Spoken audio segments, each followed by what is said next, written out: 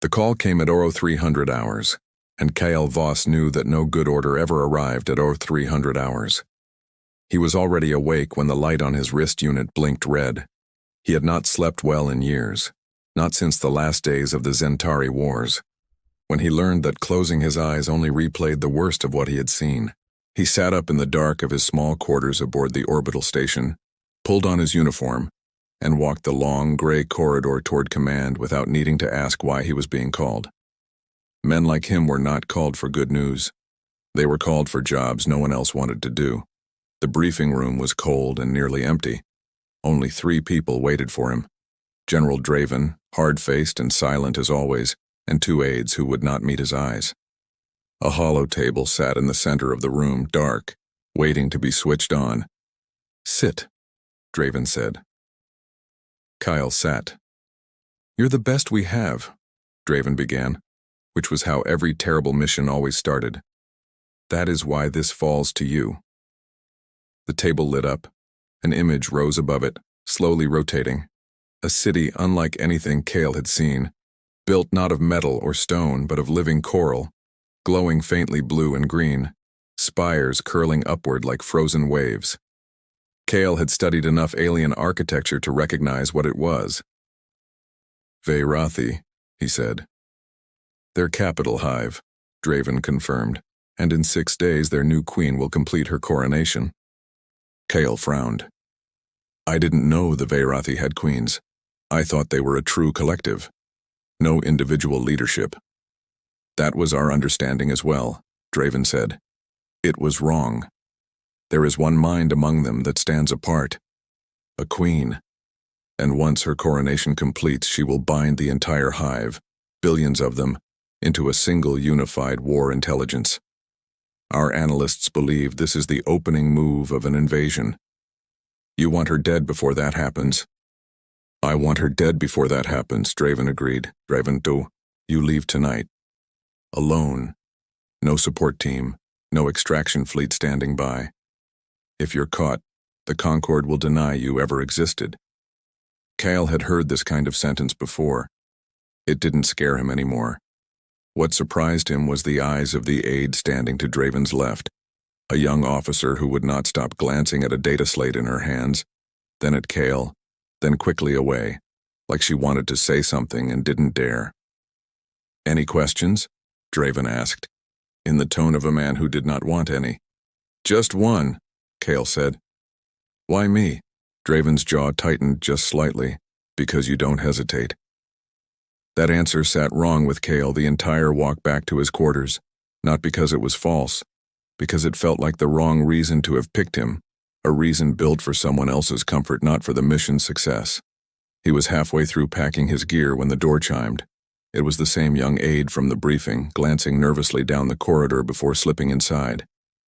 "Lieutenant Voss," she said quietly. "I shouldn't be here." "Then don't be. I have to tell you something."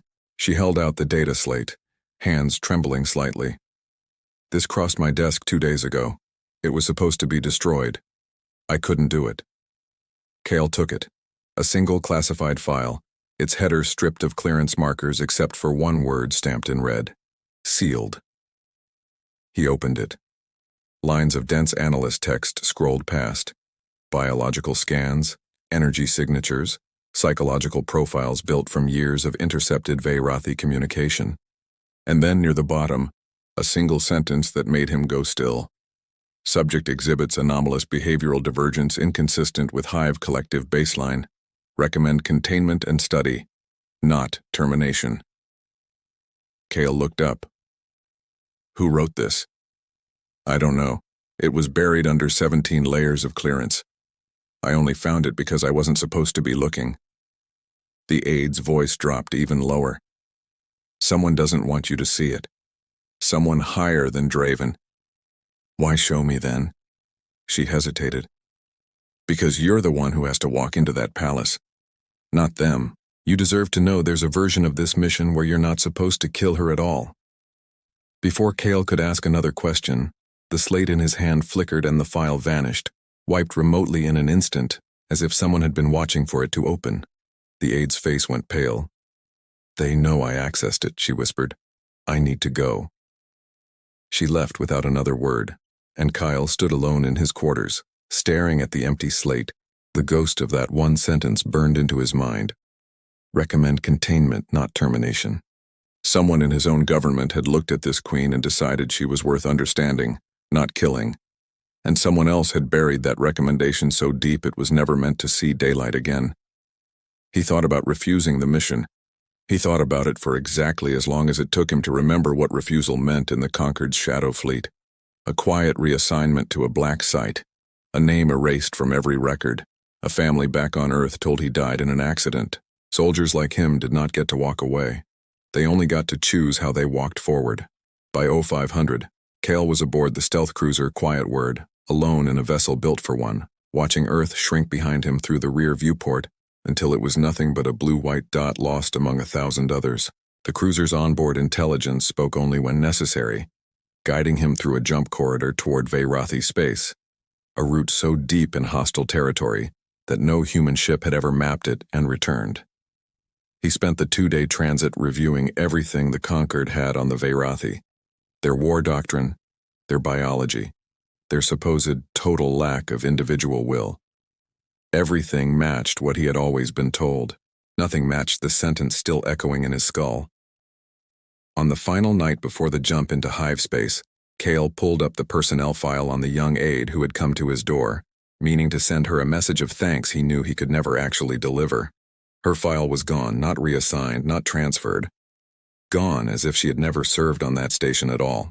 Cale sat back in the dark cockpit, the weight of what that meant settling over him like a stone. Whoever wanted this queen dead did not just want to hide the truth from the enemy. They wanted to hide it from their own soldier, and they were willing to erase a person to keep it buried. The cruiser's navigation display chimed. Jump coordinates locked. 15 seconds to entry into Veyrathi territory, a place from which, as far as Concord records showed, no human being had ever returned alive. Cale gripped the controls, jaw set, the old cold focus of 100 missions settling over him like armor. Whatever waited for him in that glowing coral city, he told himself, he would find the truth for himself, mission orders or not. The countdown reached 0. The stars outside the viewport smeared into light, and the Quiet Word vanished from known space, carrying a lone human soldier straight into the heart of an empire that was not what his own people had told him it was, and toward a queen who, somehow, was already waiting for him. The first thing Cale understood about the Veyrathi capital was that it was alive. The Quiet Word dropped him at the edge of the system, cloaked and silent, and he crossed the final distance in a stealth pod no bigger than a coffin, skimming low over an ocean of dark water until the coastline rose up to meet him. And with it, the city. It was not built. It had grown. Spires of pale coral twisted upward in slow spirals, glowing faintly from within with veins of blue and green light, like the city itself had a pulse. Bridges of woven biocable stretched between towers. The air smelled faintly of salt and something sweeter, almost like honey. And everywhere Cale looked, Veyrathi moved in perfect, silent formation, insectoid figures nearly 7 feet tall, chitin-plated, moving not like soldiers following orders, but like a single body moving its many hands. Everything he had been told said this was a mindless collective. What he saw told a different story. He watched a work crew repairing a damaged section of spire wall, and noticed something strange. They did not communicate. No signals, no gestures, no sound. And yet every motion was perfectly coordinated, as if they were one mind operating 50 bodies at once. It should have terrified him. Instead, it made him more certain than ever that the file the aide had shown him mattered. Cale moved through the city's shadows the way he had been trained to move through any hostile territory, patient, silent, invisible. His scanner picked up the hive's internal communication lattice, a constant hum of biological signal running through the coral walls themselves like a nervous system. He tapped into it carefully, translating fragments through his suit's language core. What came through was not war chatter. It was ritual. The rite approaches. The vessel will be filled. The divergence will end. Kyle frowned at the translation. The divergence will end. That word again. Divergence. The same root concept buried in the sealed file back on the station. Someone, somewhere in this hive, was being talked about as a problem to be solved.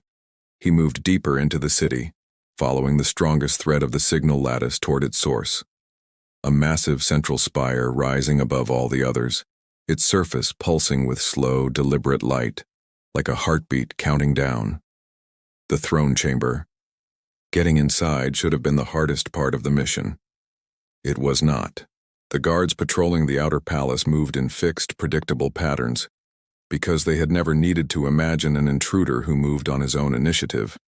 A hive mind defended against threats it could model. It had never modeled a single human soldier acting entirely alone, driven by nothing but his own will. Kale slipped through a gap in patrol timing, climbed a service lattice meant for maintenance drones, and found himself in a narrow passage above the throne chamber itself. Looking down through a lattice of coral bars at the room below, the chamber was enormous, its ceiling open to the night sky, stars visible through a lattice of living branches. In the center stood a raised dais, and upon it, alone, stood the queen. She was smaller than Kale expected. Not the towering, monstrous figure Concord intelligence had led him to imagine, but something almost delicate.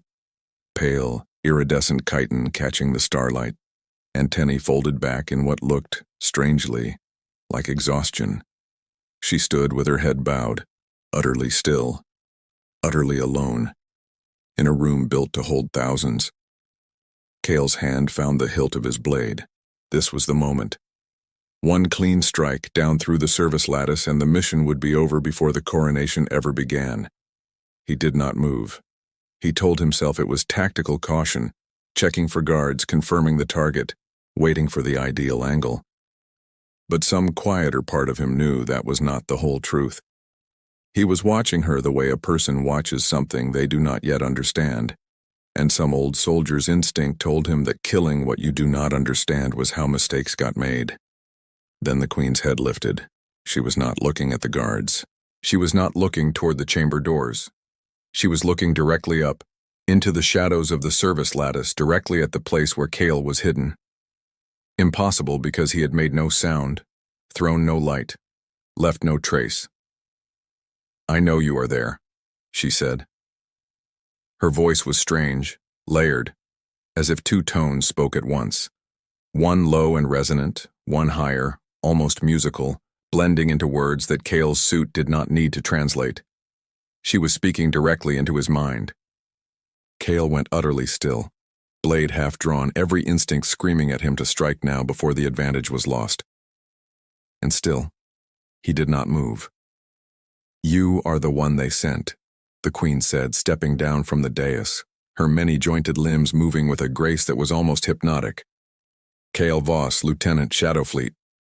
She said his name and rank without hesitation, as if reading it from a file only she could see.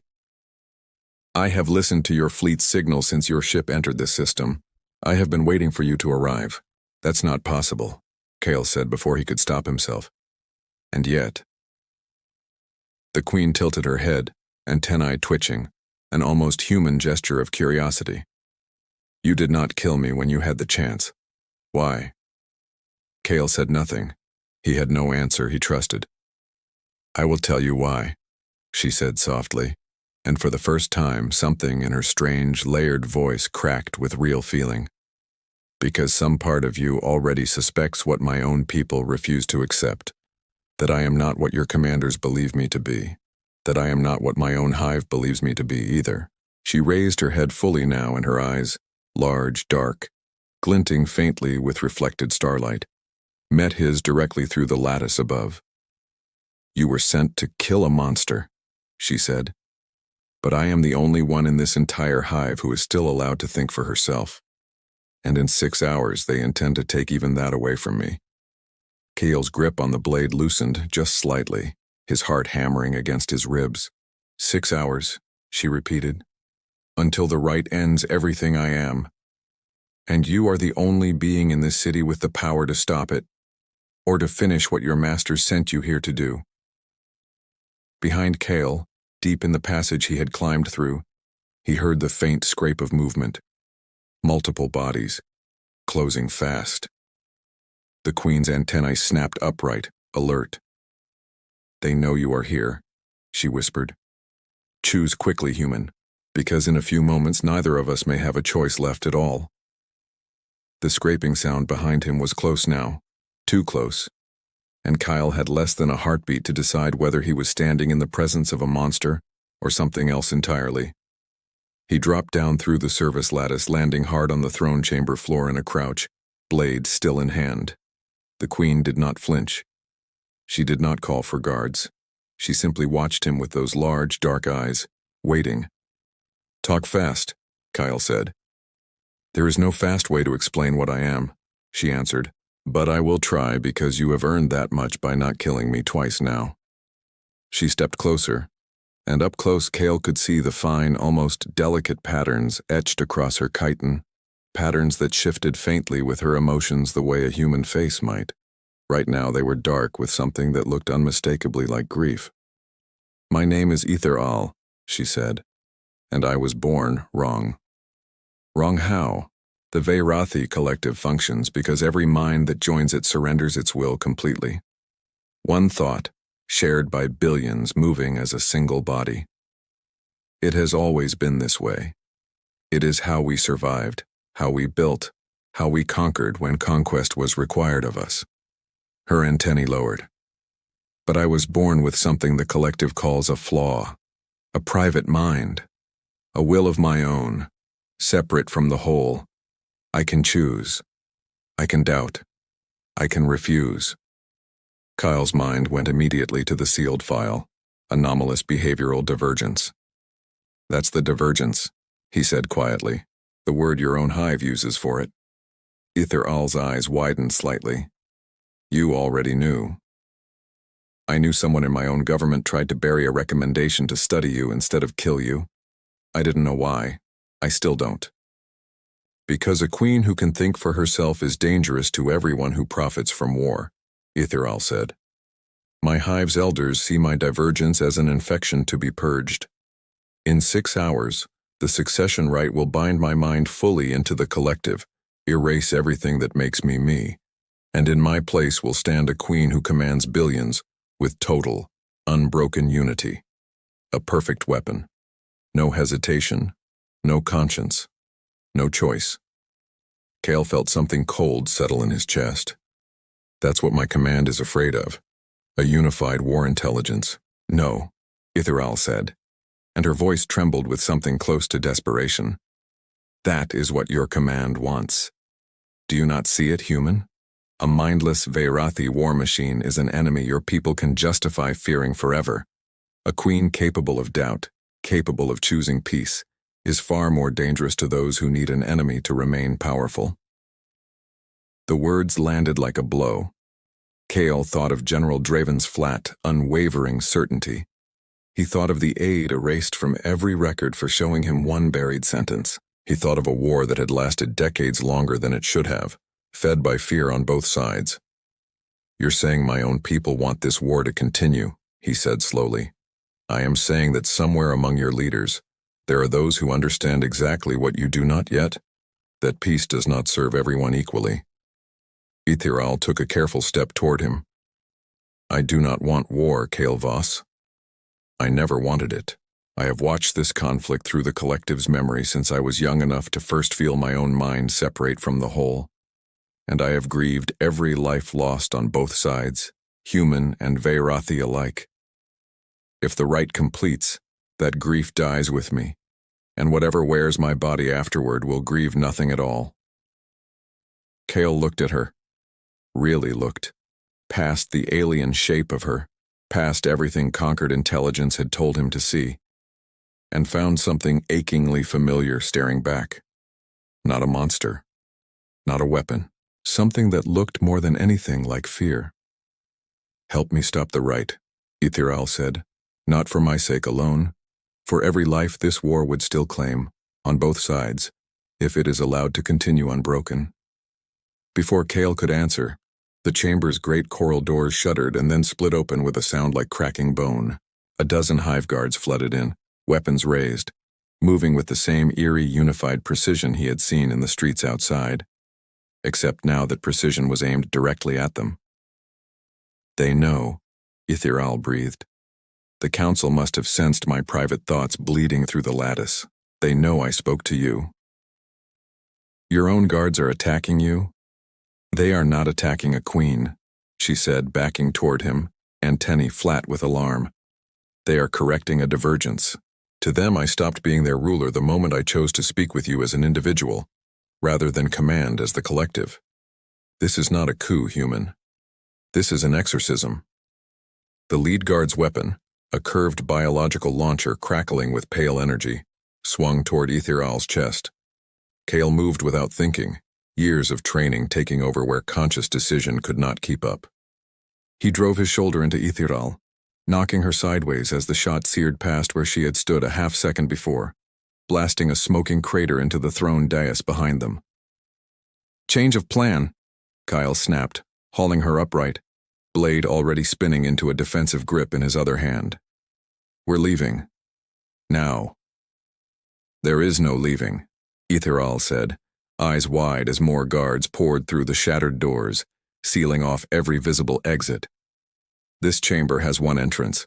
We are already trapped." Kale's eyes swept the room, the open ceiling far above, the service lattice he had climbed down through, the guards closing in a slow, deliberate ring around them both, weapons rising in perfect unison, 12 minds acting as one. "Then we make a new exit," he said, and grabbed her arm.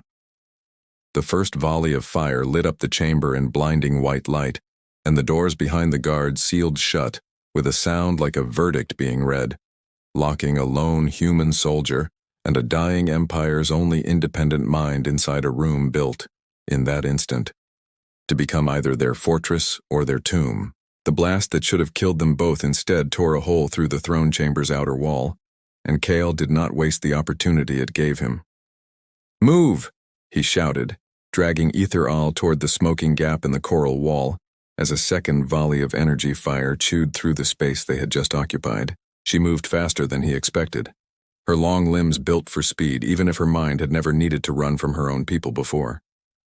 Together they broke through the ruined wall and out onto a narrow bridge of woven biocable stretching between the throne spire and the tower beyond, hundreds of feet above the glowing streets below.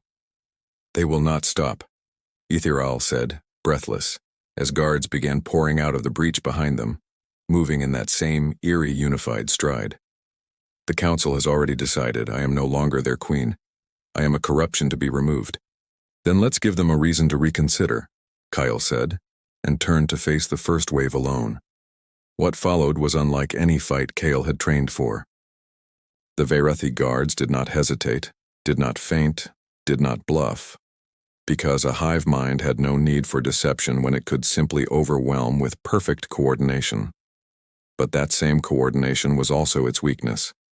Every guard reacted to the same signal at the same instant, which meant that when Kale broke that signal, diving low under one guard's strike, using the guard's own body as cover from a second shot, driving his blade up through a gap in chitin plating that Verethi tactics never accounted for, because no single mind had ever needed to exploit it.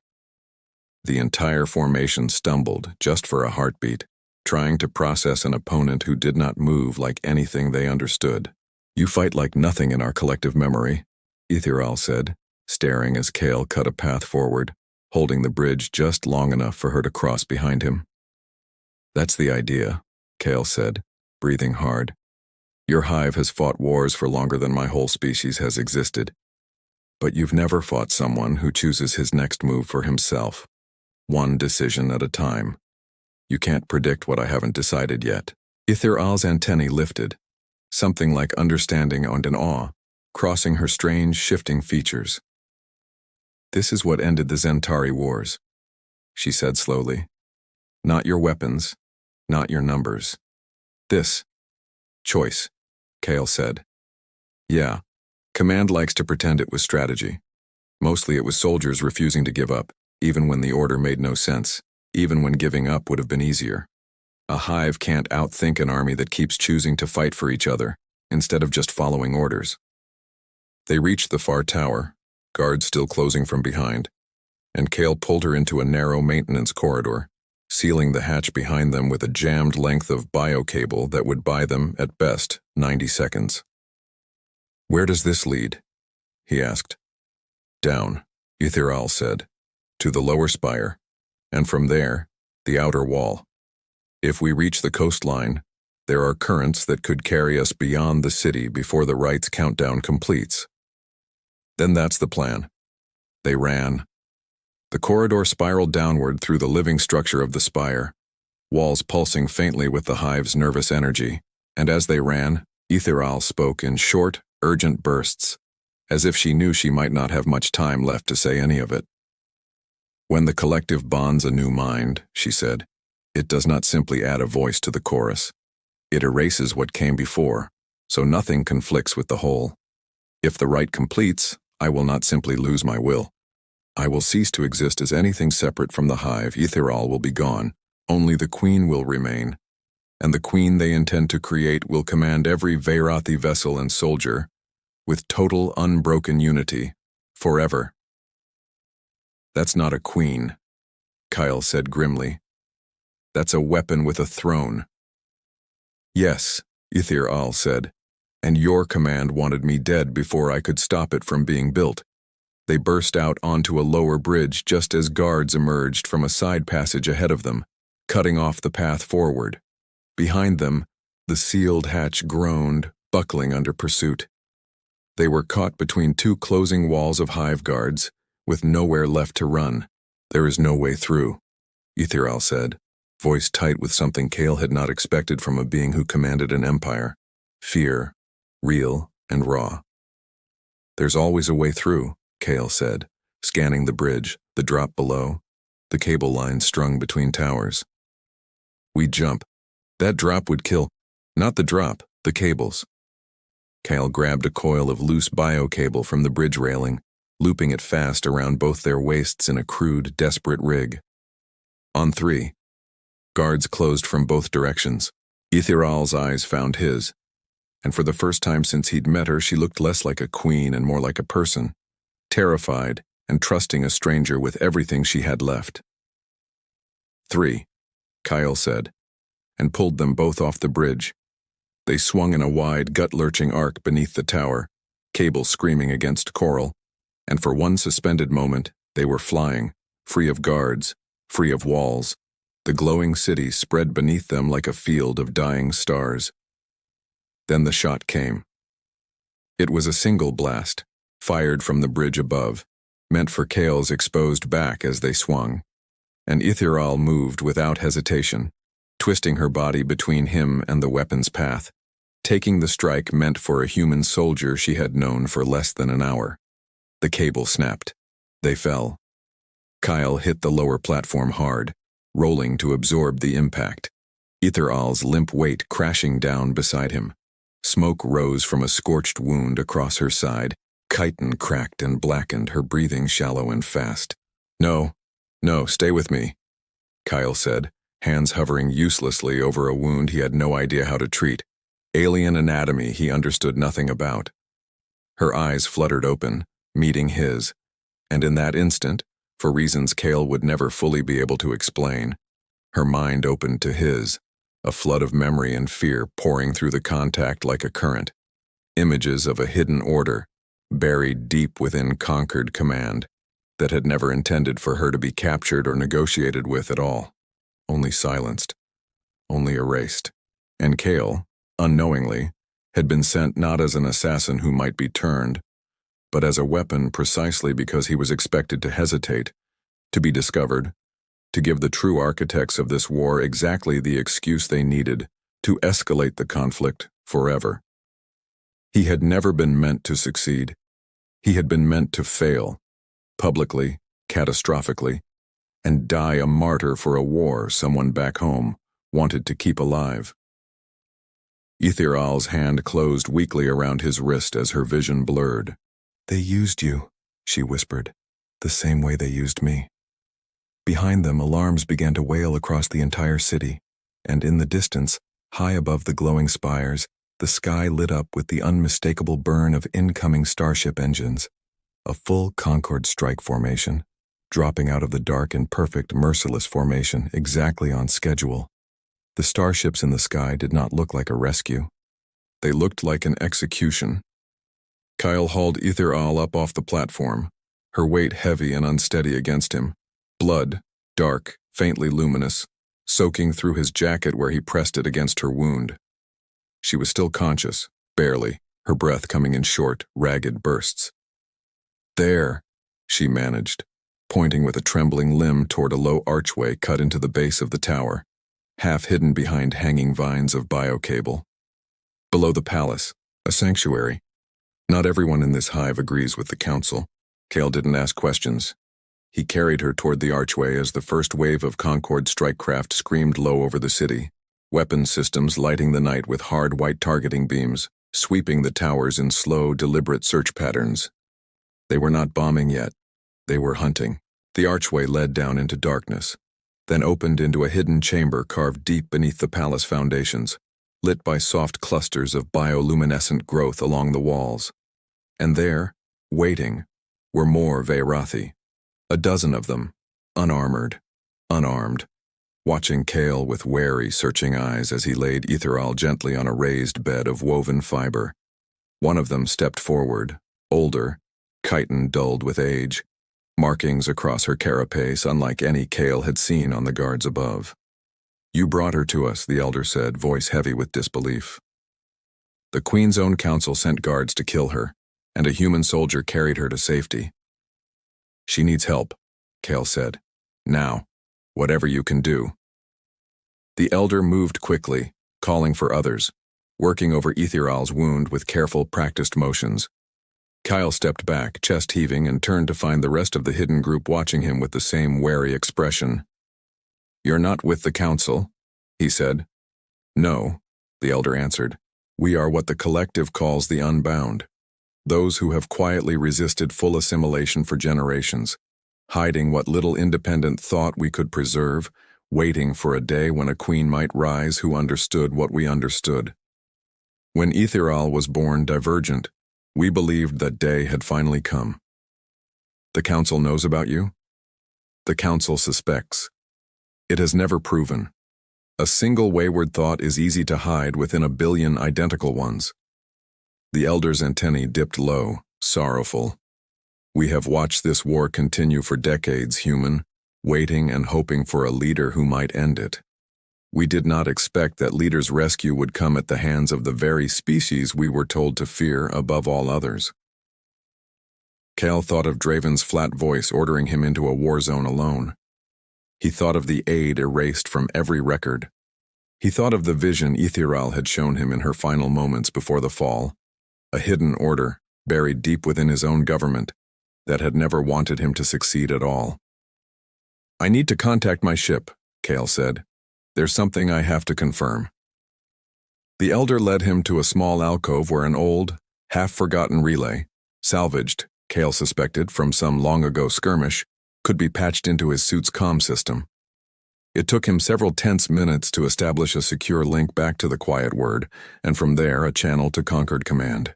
Draven's face appeared on the small display, unreadable as ever. "Voss," Draven said. "Report." "The target is neutralized," Kyle said carefully, watching the general's expression for any flicker of reaction. "But I have questions about the mission parameters. There's a discrepancy in the intelligence I was given." "There is no discrepancy," Draven said, too quickly. "Confirm the kill and return to extraction coordinates." "I can't confirm a kill that didn't happen," Kale said. "And I want to know why a file recommending containment instead of termination was buried before I ever left the station." Silence stretched across the channel. When Draven spoke again, his voice had gone flat and cold in a way Kale had never heard from him before. "That information was never meant for field personnel," Draven said. "You were given clear orders, Lieutenant. Complete the mission, or be classified a security risk." "So it's true," Kale said quietly. "You knew. You knew she wasn't the threat, and you sent me anyway." "I gave you an order," Draven repeated, each word deliberate, final. "Effective immediately, you are relieved of command status and designated hostile to Concord interests. Any further contact from this channel will be treated as confirmation of defection. The line went dead. Kyle stood frozen in the dim glow of the sanctuary, the truth settling over him with a weight heavier than any blow he had taken in that palace above. His own commanding officer, a man he had followed into a dozen impossible missions, a man he had trusted with his life more times than he could count, had just calmly ordered his death, not for failing the mission, but for refusing to finish a murder someone higher up needed committed. "They used you." Etheral's voice, weak but clear, came from behind him. She had woken, propped against the fiber bed, watching him with tired, steady eyes.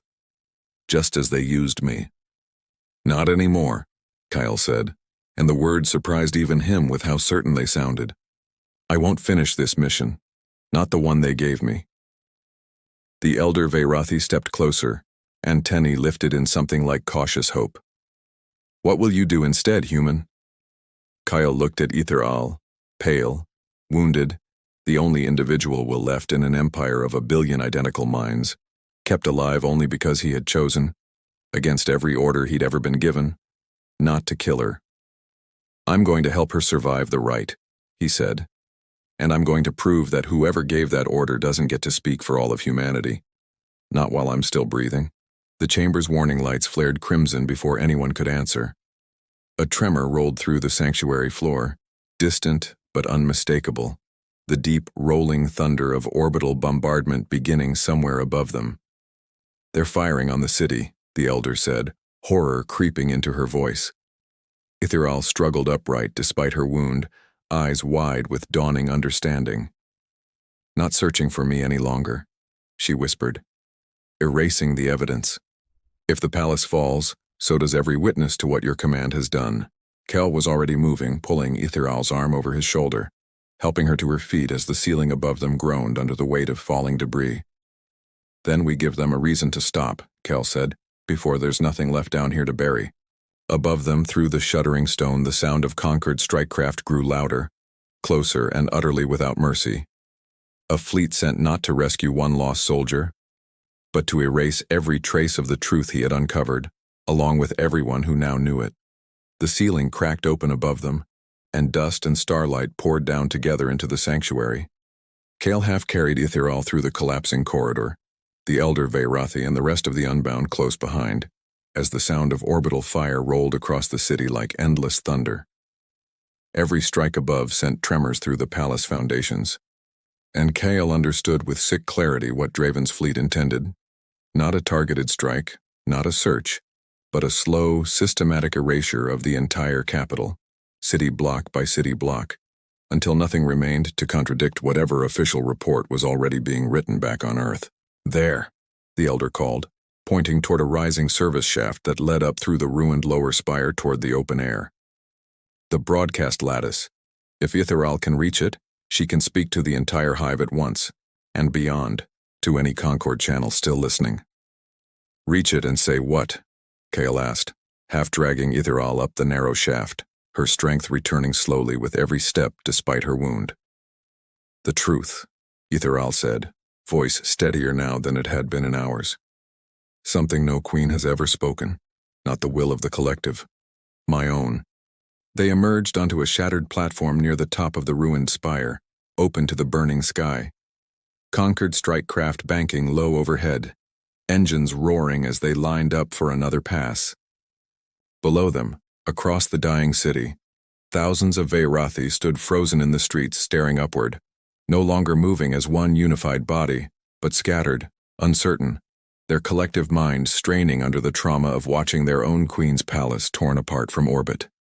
Etheral staggered to the broadcast lattice, a great curved dish of living coral, glowing faintly, and pressed her damaged limb against its surface. Kale felt the air itself seem to shift, a pressure behind his eyes, as her mind reached outward through the hive's nervous network and beyond it, into every comm channel her failing body could still touch.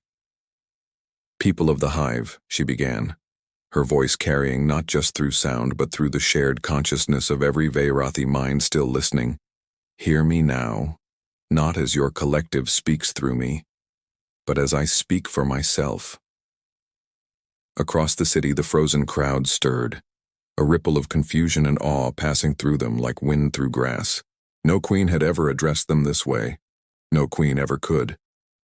I was born divergent, Etheral continued, and for that, my own council decided I was a flaw to be erased. They sent guards to silence me. They welcomed a human assassin's blade, hoping he would finish what they lacked the courage to do themselves. And when he refused, when he chose mercy over orders, exactly as his own commanders feared he might, those same commanders turned their weapons on this city to bury the truth beneath its ruins. Kyle stood beside her, exposed on the shattered platform, watching Concord strike craft bank around for another pass, weapon systems glowing hot. I do not ask you to abandon the collective, Etheral said. I ask you only to understand what I have learned from this one human soldier, who could have killed me a dozen times over and chose again and again not to. Unity without choice is not strength. It is surrender. And a peace built on erasing every voice that disagrees is no peace at all, only a longer war, waiting to happen. The lead strike craft opened fire. Kale grabbed Etheral and threw them both flat as the blast tore through the platform beside them, coral shattering into burning fragments, the shockwave rolling across the exposed spire top. When he looked up, ears ringing, he saw the strike craft breaking formation, not to press the attack but scattering in sudden disarray, as if some command from above had abruptly changed everything. A new voice crackled through Kale's suitcom, cutting through the chaos. Not Draven's voice but another, older, carrying the unmistakable authority of the Concord's true high command. This is Fleet Admiral Reyes, Concord High Command. All strike craft, cease fire immediately. I repeat, cease fire. Static, confusion, and then, faintly, Draven's voice cutting in, sharp with panic. Admiral, this operation is authorized under— This operation was authorized by you, General. Reyes cut him off, ice in every word. Without my knowledge or the Council's consent, based on intelligence you falsified regarding a peaceful contact. Your channel has been broadcasting across every open frequency in this sector for the last 4 minutes. Half the fleet heard it. Every Allied listening post in this system heard it. You are relieved, effective immediately, and placed under arrest. Kale let out a breath he hadn't realized he was holding, still lying flat against the shattered coral. Etheral beside him, both of them staring up at a sky finally, impossibly, growing quiet. The strike craft withdrew. The bombardment ended, and across the ruined city below, the scattered frozen crowds of Veirathi slowly began to move again, not as one unified body this time, but as thousands of individual figures, turning to look up at their queen with something Kale had never expected to see in the eyes of a hive mind species. Hope. In the days that followed, as the truth of Draven's conspiracy spread through both empires, the falsified intelligence, the buried recommendation, the deliberate sabotage of a chance at peace to preserve a profitable, endless war. Kyle stood at Etheral's side through hearings, negotiations, and the slow, careful work of building something neither of their people had ever truly attempted before. An alliance built not on fear, but on choice. Etheral never completed the succession rite. Instead, with the support of the Unbound and a growing number of Veirathi, who had watched her broadcast and felt, for the first time, the strange and frightening freedom of disagreement, she remade it, not as an erasure of self, but as an invitation, open to any Veirathi who wished to keep their private mind while still serving the whole. It was clumsy. It was new. It was, by every measure her people understood, deeply imperfect. It was also, for the first time in the Veirathi's long history, entirely hers to decide. On the evening before Kale's return to Earth, no longer a soldier of the Shadow Fleet but something the Concord's official records did not yet have a name for, he stood with Etheral on a rebuilt balcony overlooking the healing city, its coral spires glowing softly beneath a clear night sky. You could stay, Etheral said quietly. There is a place here, if you want it. Not as an assassin, not as a soldier, simply as yourself. Kale looked out over the city that should have been his target, now standing because he had chosen not to obey. I think I need to go back, he said. Someone has to make sure people know what really happened here. What almost happened because a few men decided fear was more useful than peace. Ethereal nodded slowly, understanding in a way only she could. Then go, she said. But know this, Kael'vas. Whatever decree history writes about this day, mine is already spoken and it will not change. She turned to face him fully, her dark eyes catching the starlight the same way they had the very first night he looked into them and could not bring himself to strike. Humanity is not respected because it is strong, she said softly. It is respected because even when given every reason and every order to stop choosing, it never does. That is the only decree that has ever truly mattered. And I am glad more than you will ever know that it was you who carried it here. Kael said nothing. There was nothing left to say that her eyes and his had not already spoken between them, standing together at the edge of a war that had finally, impossibly, begun to end.